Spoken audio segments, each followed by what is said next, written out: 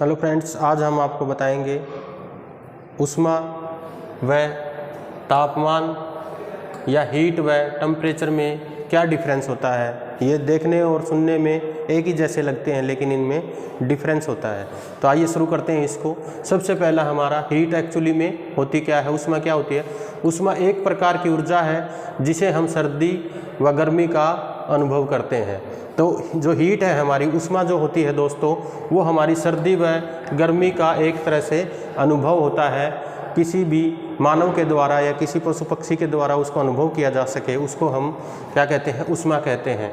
दूसरे नंबर पे है हमारा हीट है। हीट क्या होती है, तापमान ऊष्मा का प्रभाव है, इससे हम वस्तु की गर्माहट अथवा ठंडक का अनुभव होता है। तो किसका इसमें क्या है, वस्तु की गर्माहट, यानी कि इसमें वस्तु या इंस्ट्रूमेंट का यूज होता है। तो उसको वस्तु का गर्माहट या उसका ठंडक का पता जब चलता है तो उसे हम क्या कहते हैं, तापमान कहते हैं, टेम्परेचर कहते हैं। दूसरा इसमें क्या है, यह कैलोरी में मापी जाती है। किसको, हीट को किस में मापते हैं भाई, कैलोरी के अंदर मापते हैं, कैलोरी इसकी यूनिट है। जबकि हम टेम्परेचर को किस में मापते हैं, डिग्रियों में मापते हैं, डिग्री में मापते हैं। तीसरा हमारा जो है ऊष्मा है, यह ऊष्मा समिति से द्वारा मापी जाती है। ऊष्मामिति ये हमारा इंस्ट्रूमेंट होता है, इसके द्वारा हमारा जो हीट है उसको मापा जाता है। जबकि टेम्परेचर को हम किस में मापते हैं, थर्मामीटर के द्वारा इसको मापा जाता है। नंबर 4 पे है हमारा, यह वस्तु की मात्रा तथा स्वभाव पर निर्भर करती है।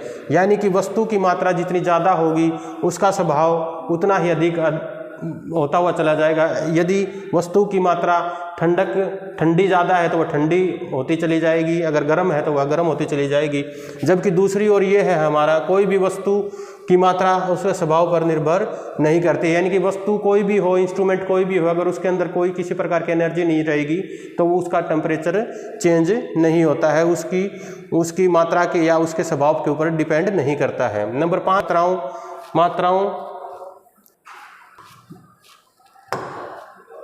दो वस्तुओं की ऊष्मा की मात्राओं को जोड़कर उनकी कुल ऊष्मा निकाली जा सकती है। यानी कि दो वस्तुएं ठंडी वस्तुएं हैं, उन दोनों को जोड़कर उसकी ऊष्मा है वो कुल ऊष्मा जो है वो निकाली जा सकती है। जबकि दूसरी तरफ हमारा दो वस्तुओं के तापमान को इस प्रकार जोड़ा नहीं जा सकता है। यानी कि दो वस्तुएं हमारे पास हैं, उनके अलग अलग टेम्परेचर को जोड़ा नहीं जा सकता। नंबर 6, कोई भी यांत्रिक कार्य करने पर ऊष्मा पैदा होती है। कोई भी मैकेनिकल वर्क जब किसी भी चीज़ के ऊपर किया जाता है या किसी भी इंस्ट्रूमेंट के ऊपर किया जाता है तो उसके वहाँ पे ऊष्मा पैदा होती है, हीट पैदा होती है।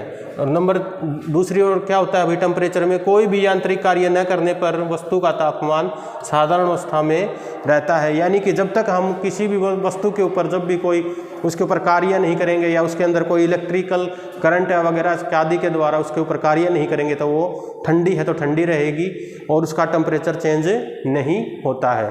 तो इस तरह से ये जो हमारा हीट और टेम्परेचर या ऊष्मा और तापमान में क्या अंतर था उसके बारे में आपको बताया है। वीडियो देखने के लिए थैंक यू वेरी मच।